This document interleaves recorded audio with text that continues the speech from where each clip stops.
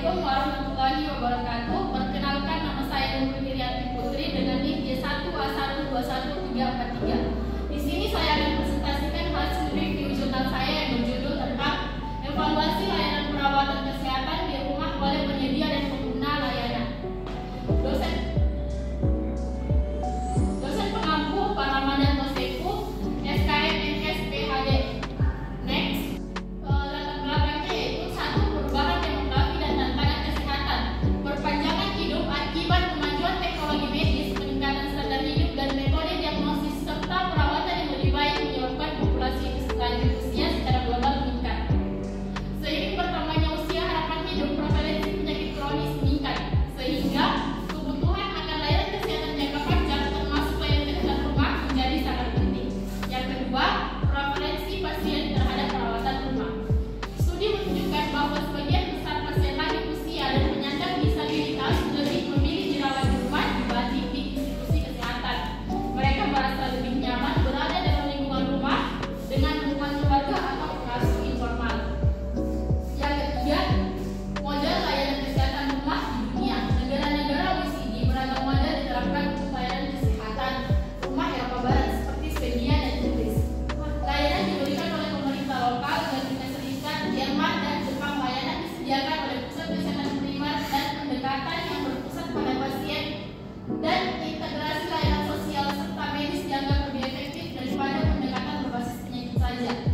Yang keempat, perubahan kebijakan di Turki pada tahun 2017. Sebelumnya, layanan kesehatan rumah dikoordinasikan oleh Pusat Kesehatan Primer atau PHC.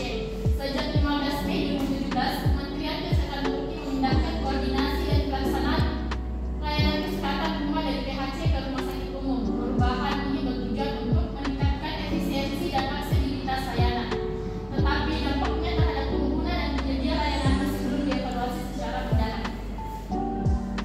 Tujuan penelitian ini yaitu penelitian ini bertujuan untuk mengetahui pasien, keluarga pasien, dan penyedia layanan kesehatan di rumah mengenai perubahan organisasi yang telah dilakukan terhadap proses pemberian layanan.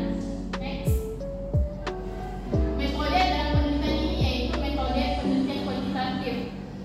Survei yang dibuat dengan menggunakan hasil penelitian kualitatif yang diberikan kepada 396 orang yang terdiri dari 322 pasien atau keluarga pasien dan 74 anggota staf medis.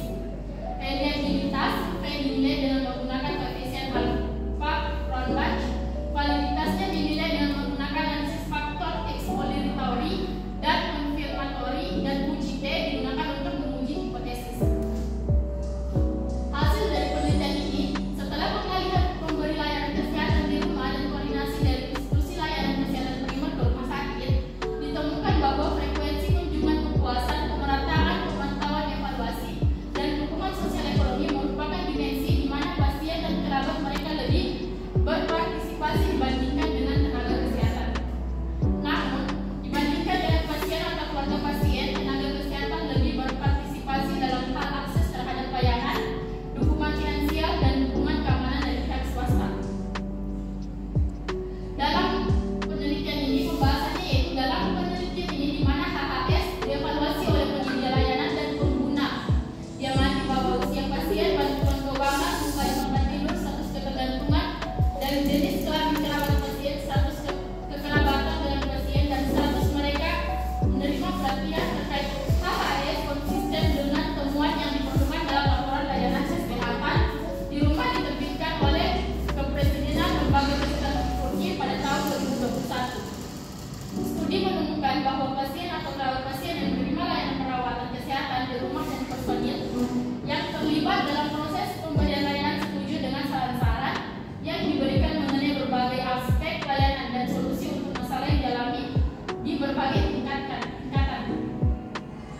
Pasien dan kerabat pasien ternyata memiliki pendapat yang lebih baik daripada tenaga kesehatan profesional dalam dimensi-dimensi berikut ini: frekuensi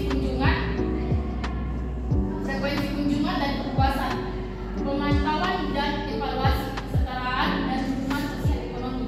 Sebaliknya,